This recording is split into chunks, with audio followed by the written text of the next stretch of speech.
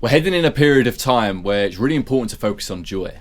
What you're going to do to bring joy into your own lives, what you're going to do to bring joy into other people's lives, and what can you give to humanity that's going to really uplift the vibration and bring some positivity, to birth some positivity. Creating at the moment, I feel, is more important than ever. We want that real creation, you know, what you're here to birth. And so many people actually have a feeling deep below, right? This inner feeling.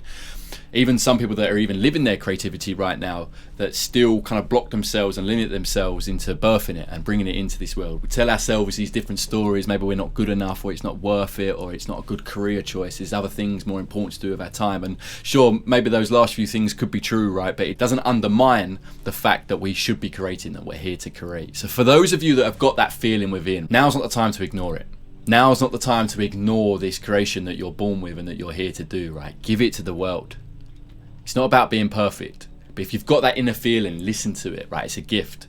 And there's something that you can birth, there's something that you can bring within your creations that no one else can, right? We've all got these different stories, we've all got these different perspectives that only we can bring, that only we can say, that only we can talk.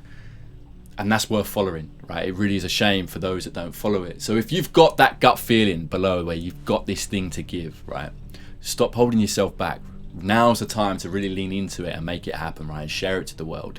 And just firstly, pursue it for your own sake, right? Pursue it for you, for the fulfillment that you're going to get through birthing these creations and exploring these creations and giving time to this creativity that we all have. So many have that inner feeling below where they've got something to give, yet prioritizing it and pursuing it and making time for it isn't often prioritized, right? And I get it, because it can be scary. We tell ourselves reasons why we should just stay in the comfort zone and not be vulnerable, not be raw, and not pursue something that we're born to give. A lot of the time it takes that growth, it takes that stepping out just to even give yourself permission to do it, let alone then start sharing it and giving it and handing it over and going on that journey of pursuing and exploring something that you've got deep within, right? Yeah, it's the time to do it. It really, really is. So even if you are a creative and that you're exploring your passions and your purpose and everything else, are you still within your comfort zone? Is there a way you can get out of the way of yourself? This feeling of having something to give, having something to share, or even having an interest alone to pursue, right, to explore, is there for a reason. It's coming from within, it's coming from above.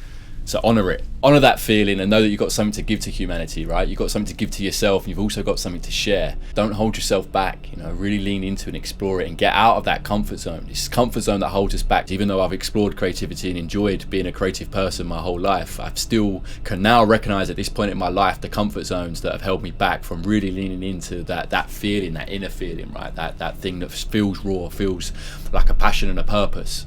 It can feel easier not to pursue it. It can, because it takes you to be vulnerable, it takes you to be raw, it takes you to go on that journey of really exploring something that's not necessarily easy, right? But there's an energy there, there's a feeling there that's definitely worth exploring and needs honouring. Please don't hide your gift. I know that it can be a scary thing to pursue, but know that it's worth pursuing, and know that you're going to be giving a good thing to humanity, a good thing out into the universe by exploring it and putting that time and spending that energy wisely, right? Rather than just pushing it down and acting like it's not worth that. And this whole comfort zone thing, trust me, I can relate. I know all about it.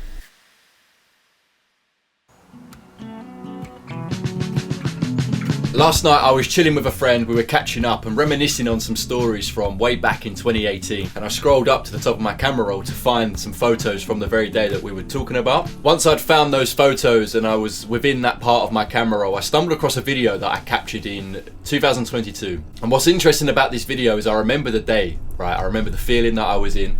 And I was singing this song that I was making up on the spot, right? I hadn't actually written down any lyrics. I was just talking over this new guitar part I'd made. And I felt like I was meant to find that video last night. I listened to it and I enjoyed it, and I want to try and record it. I want to try and bring it back to life, right? I feel like it was sitting in my camera roll dormant for a reason, and I feel like last night I was meant to find it. So I spent some hours last night just trying to relearn the guitar part, right? I was looking at my fingers and I could tell what I was playing. Yeah, I was clearly playing in a different tuning. So I experimented with some different tunings, all the ones that I normally play in, and I couldn't find it. But eventually I did. Last night I ended up finding the tuning and I relearned the song, and I had the headphones on trying to listen to the words that I was singing at the time, what I was making up on the spot. I'm going to start trying to re-record that song and bring it back to life and give it a little bit of love. I'll cut to that video now.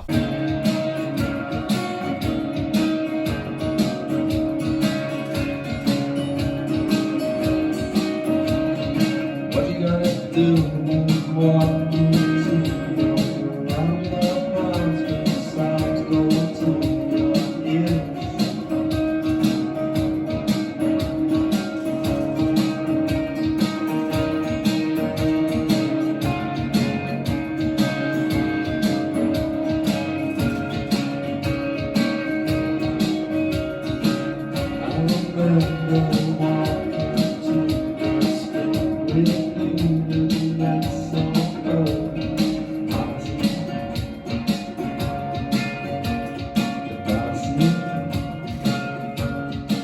What's fascinating is back then, if anyone had seen me doing that, I would have been really embarrassed, right? I would have been really, really embarrassed. It was like I had that inner feeling that I wanted to write songs, I wanted to sing songs, but all I was doing was making electronic music. It was very much a comfort zone that I didn't have to step out into, you know. I didn't have to be vulnerable, I didn't have to be raw, I didn't have to kind of experiment with my voice and try and find my voice. So I was home alone when I shot this video, and it's funny, in the video there's actually a moment where I think someone comes home and I sort of stop and duck and hope that no one heard me.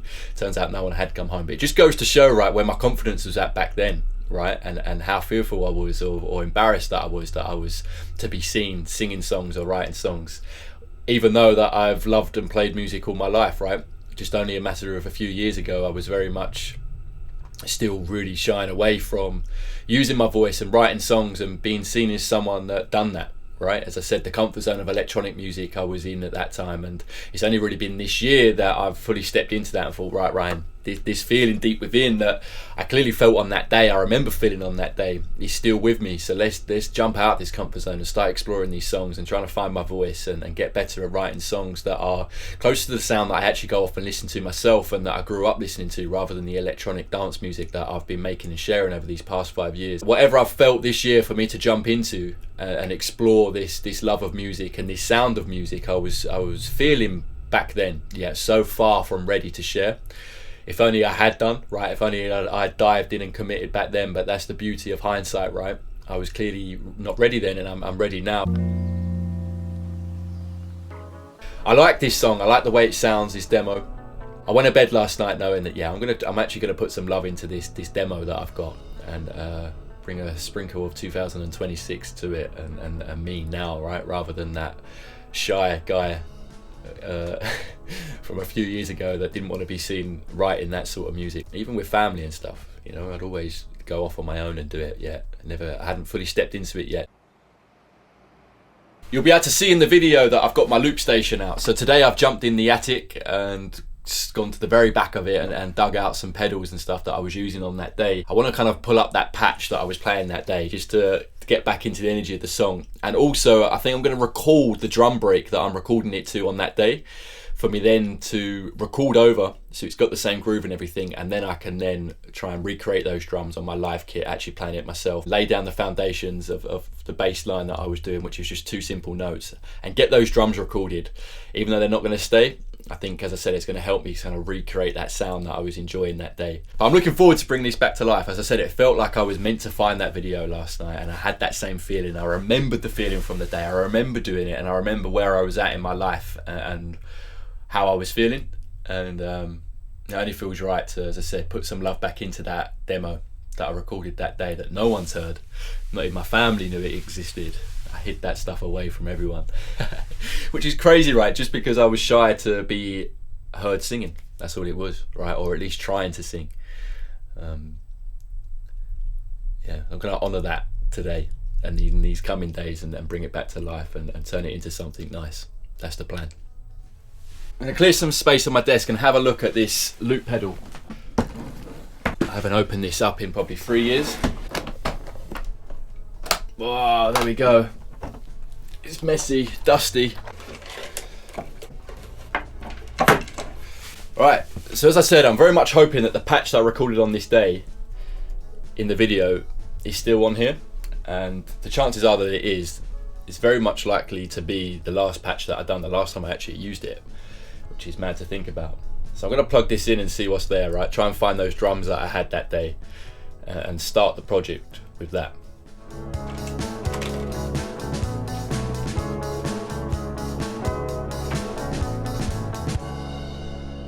We're going. I need to remember how to work this. It's funny, there's also a voice thing on here of me doing some weird sounds, but let's give this a play, right? See what we're working with. So I've got the drums here, the backing track, and the little D note on the guitar, which was kind of working as a bass line at the time, just the most simple kind. How do I stop the rhythm? So what I'm going to want to do is work out the tempo, record the rhythm, so I can then later copy that onto the drums when I'm doing it on the live kit, and then just record this simple bass D note thing and get that in there as well.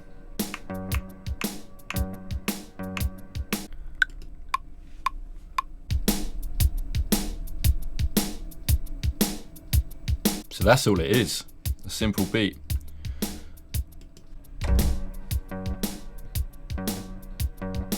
So I believe it is just on the 1. So that means that all I've got to do is put this on the 1. Now let's see. There we go. I've got it. So that's the simple groove that I'm working with. I'm going to actually get on to doing the bass first, I think, and then I can try and achieve not only recording the guitars but also getting the sound and the tone that I had it that day, because it was quite distorted and I liked it, you know. I think, as I said, I'm going to try and do that in the box, although it can make a difference when you're playing it with that effect on. You end up playing it in a certain way, right, that actually changes the way you play it, because there's more of that feeling, grit, reverb and everything else. We'll see how we get on with that. So with the bass for now, I'm just going to keep things simple and reinforce that guitar note that's going throughout the foundation and get that pulse in the track going.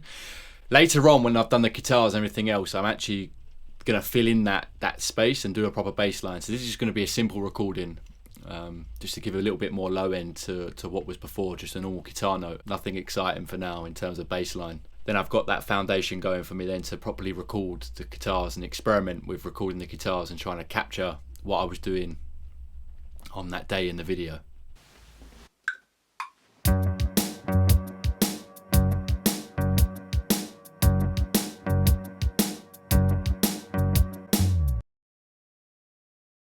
I was going to do the distortion, the reverb in the box, and I might get around to that, but I think I've got to try it right. I think I've got to set up the setup that I had on the day, which is the amp that's down here, the pedals that are over there, and just experiment. I think now I've got this foundation that I recorded over on that day or played over on that day, and with the low end from the bass doubling up that guitar note, I think I need to just jam it anyway, right, and actually get back into the feel of the track. So I'm moving on to guitars now. Let's crack on with guitars and see how we go. The task is to achieve a similar sound to what I had that day that's going to give me that same feeling that I liked in the original, and allow me to sort of play it in that way that I was that day, because that is a big part of it, right? When you've got a certain sound, especially with distortion and reverbs and stuff like that, you can play in a different way than if you're just dry. So that's the main reason why I'm actually going to try it and actually do the recording through the amp in the room. I'm going to start setting that up now, and I'm going to enjoy this, right? If I actually get round to recording tonight, we will see. I think the main thing is actually just having a jam and start playing around with some of these sounds and pedals and everything else, and a little bit of a setup so that I can start jamming over this backing track and getting back in the mode of this song and the feeling of the guitar part.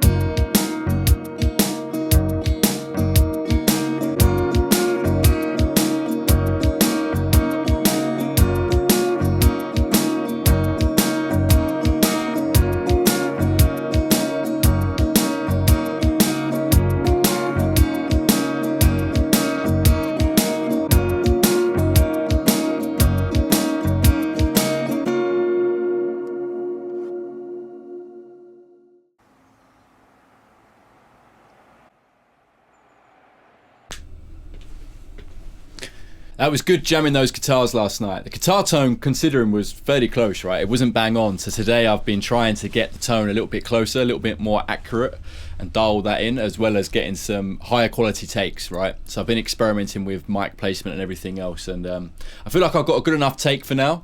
And I've been trying the lyrics over the top in the way that I was singing it in the video, and it does seem to work. If I record them again later on, maybe I will do. Because I am still weighing up whether the flow of the guitar is right for the vocals, but I think it will be. I think it's okay for now. Scrap that. I'm going to dive a little bit deeper. That's what this is all about. I'm going to continue on with the guitars. I had some other ideas of what I can try and just not settle for what I recorded yesterday.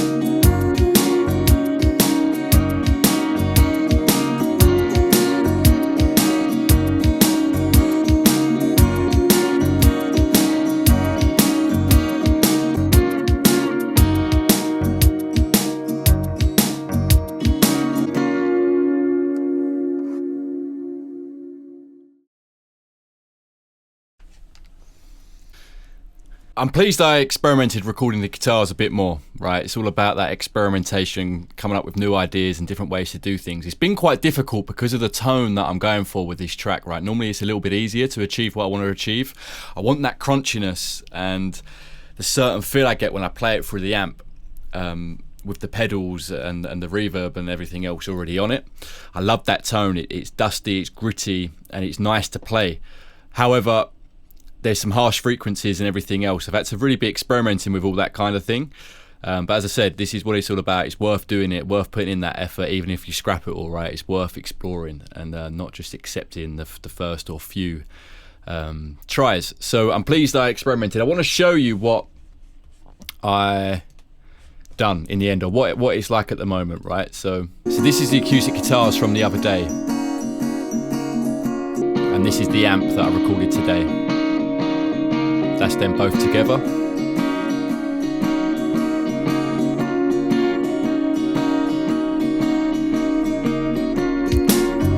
how it's currently sitting in the mix at the moment, the current mix. So as I said, it's been a little bit difficult, but good fun regardless. I thought I was going to do the electric guitar. I actually recorded some electric guitars, right? But when I realised, I thought, look, the tone I like is coming through that amp. So let's do that. Right, and then it was just the problem solving with the harsh frequencies and phasing and everything else. This sound that I've landed on is smooth enough. It sounds clean, and that original condenser microphone acoustic guitars is providing that high end crisp and clarity. And the amp has got that gritty, distorted feel that I actually like, and how it was in the original video. So laying them both, I can tell that if I continue to mix them together nicely, I can get a good tone that I like. This is not all about being perfect, and the sound that I like is quite rough and ready anyway.